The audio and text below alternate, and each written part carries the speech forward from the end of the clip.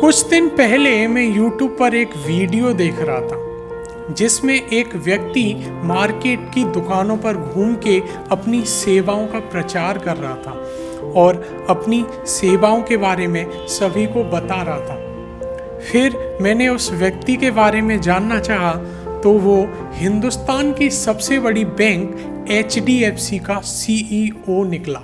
जी हाँ, हम बात कर रहे हैं HDFC बैंक के CEO आदित्य पुरी जी के बारे में। आदित्य पुरी एक ऐसी शख्सियत जिन्होंने अपने नेतृत्व में HDFC बैंक को हिंदुस्तान का नंबर 1 बैंक बना दिया, जिनको देखकर सुनकर मैं खुद मोटिवेट होता हूँ और उनसे बहुत कुछ सीखता हूँ।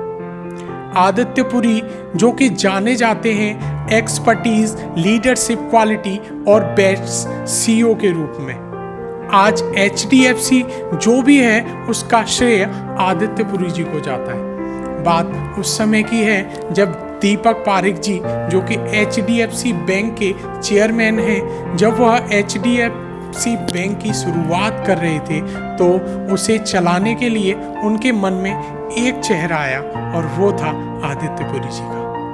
आदित्य पुरी जब सिंगापुर में सिटी बैंक के CEO थे और दीपक पारेख जी के बचपन के मित्र, और उनके पास एक अच्छा खासा बैंकिंग एक्सपीरियंस भी था और वह जानते थे कि भारत की जनता को किस चीज़ की सबसे ज़्यादा ज़रूरत है और उन्हें काम करने के लिए एक फ्री हैंड चाहिए था, जिसकी वजह से वह पूरी तरह अपने नेतृत्व में बैंक को रन कर सकें।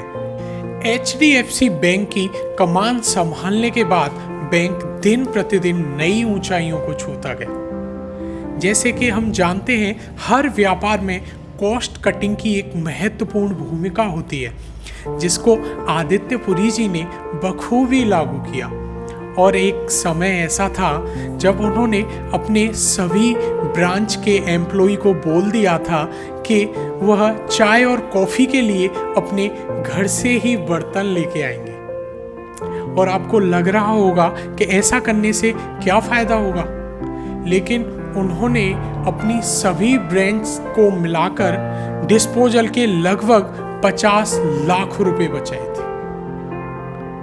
और बैंक में बंटने वाले डायरी कैलेंडर को भी उन्होंने सीमित मात्रा में कराया, जिससे कि उन्होंने बैंक की कॉस्ट कटिंग को कई मात्रा में कम कर दिया। आदित्य पुरी जी यह जानते थे कि पब्लिक सेक्टर बैंक के पास बहुत अच्छा डिस्ट्रीब्यूशन नेटवर्क है, इवन मनी पावर भी है, लेकिन अच्छे प्रोडक्ट्स नहीं हैं। वहीं फॉरेन बैंक के पास अच्छे प्रोडक्ट्स और सर्विसेज हैं, लेकिन नेटवर्क नहीं है। तो उन्होंने इन दोनों चीज़ का कॉम्बिनेशन करने का डिसाइड किया।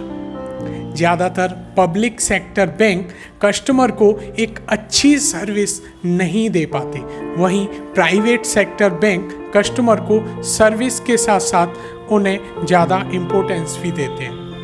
और आदित्य पुरी जी ने कस्टमर नेटवर्क और अच्छी सर्विसेज पर ज़्यादा ध्यान दिया, जिस वजह से HDFC का ग्राफ दिन प्रतिदिन बढ़ता गया और बैंकिंग सेक्टर में एक अच्छा कीर्तिमान स्थापित कर पाया।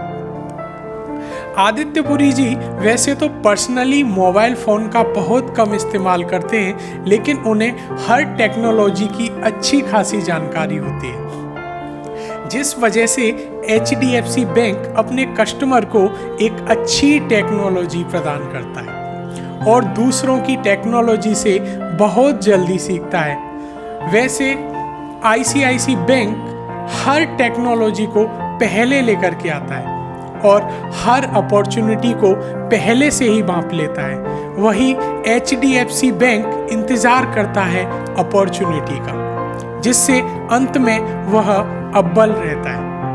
आज HDFC बैंक ऑलमोस्ट हर फील्ड में आगे है, जैसे HDFC mutual fund, HDFC life, HDFC loans और भी बहुत कुछ, जिस वजह से HDFC काउंटर सेलिंग पर बहुत ज़्यादा ध्यान देता है और वह जिससे यह मानता है कि उसके कस्टमर का बैंक में अकाउंट है तो उसके हर फंड, एफडी और लोन्स उसके ही बैंक में रहें, जिससे कि वह एक अच्छा खासा रेवेन्यू जनरेट कर पाता है और आज बैंकिंग सेक्टर का राजा है।